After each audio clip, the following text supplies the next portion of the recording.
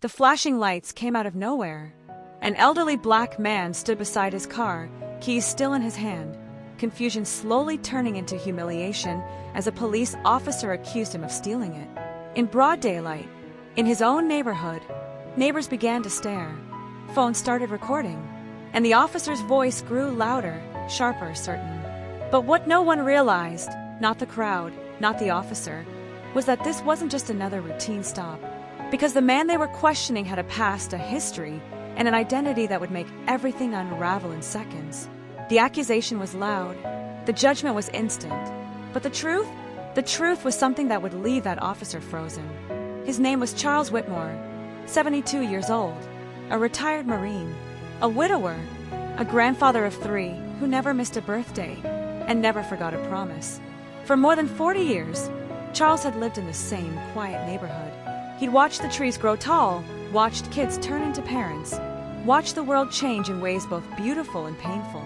Every morning, he woke before sunrise, brewed his coffee the same way, and read the paper by the front window. Routine was his comfort. Dignity was his pride. The car meant something to him. A classic sedan he had saved for years to restore. He didn't drive it often, just on clear days, just to keep the engine alive. It wasn't flashy. It wasn't loud. But it was his. That afternoon was supposed to be simple. A short drive to the pharmacy. A wave to a neighbor. Back home before dinner. But as he stepped out of the driver's seat and closed the door, he noticed something unusual. A patrol car rolled slowly past him. Then stopped. Then reversed. Charles felt it. That familiar tightening in his chest. Not fear exactly. Something older than fear. Something learned. He'd seen that look before. And deep down, he knew this ordinary afternoon was about to become anything but ordinary. The patrol car door swung open slowly. The officer stepped out, one hand resting near his belt, eyes locked on Charles like he was studying a suspect, not a grandfather standing beside his own vehicle. The question came sharp and direct, demanding to know if the car was really his.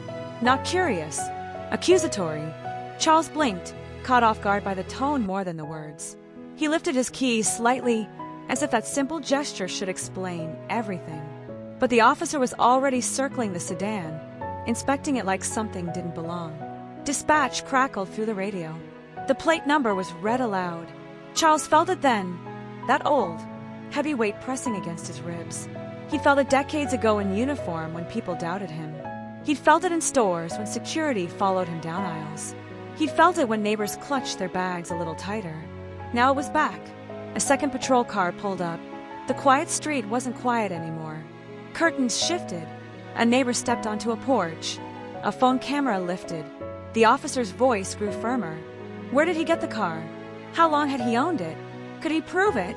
Charles answered calmly. He always answered calmly. His hands stayed visible. His voice steady. He explained the restoration, the years of saving, the paperwork inside the glove compartment. But calm didn't seem to matter. The second officer approached from behind. Too close. Charles felt surrounded. The air felt thinner. Backup verification was requested. He was asked to step away from the vehicle. Slowly, slowly, he complied. He always complied. But inside, something was shaking. Not guilt, not shame. Fear of misunderstanding. Fear of how quickly assumptions could spiral. He'd watched the headlines. He knew how these moments sometimes ended. A small crowd had formed now. Whispers, stares, some sympathetic, some skeptical. He moved carefully toward the glove compartment, narrating every movement before he made it. His fingertips trembled, not because he was hiding anything, but because he understood the stakes. One wrong interpretation, one wrong movement. Suddenly, a firm hand gripped his wrist. Not violent, but controlling. Humiliation burned hotter than anger. 72 years old, decorated veteran, homeowner for 4 decades. And in this moment, none of that mattered. To them, he was just a possibility. The radio crackled again. There was a pause, a long one. The first officer's expression shifted slightly as new information came through dispatch. His posture stiffened, his grip loosened. The vehicle wasn't stolen. The registration matched. The title matched. The insurance matched. And then came the detail that changed everything. The name attached to the plate wasn't just any name. It was Charles Whitmore, the retired Marine captain once honored at City Hall. The same man whose photograph still hung in the local Veterans Center. The same man who had led relief efforts after the last hurricane hit the county. The second officer stepped back. The grip disappeared. Embarrassment flickered across the first officer's face. Not fear, not remorse. Embarrassment, as if the problem wasn't the accusation, but who the accusation had landed on. The crowd murmured louder now. Phones were still recording. Neighbors whispered his name. Charles stood there, shoulders squared but eyes heavy. His dignity had been questioned in front of his own home. His integrity doubted in broad daylight. And all because he fit a description no one ever says out loud. The officer's tone softened. The question stopped, but no apology came. Just a stiff nod, a muttered explanation about routine procedure, a suggestion that he was free to go. Free, as if he hadn't been free the entire time. Charles didn't raise his voice. He didn't argue. He simply looked at the officer with a calm that felt heavier than anger.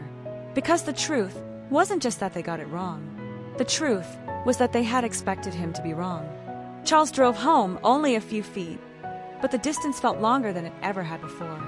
The engine hummed the same. The street looked the same. His house stood exactly where it always had, but something inside him had shifted.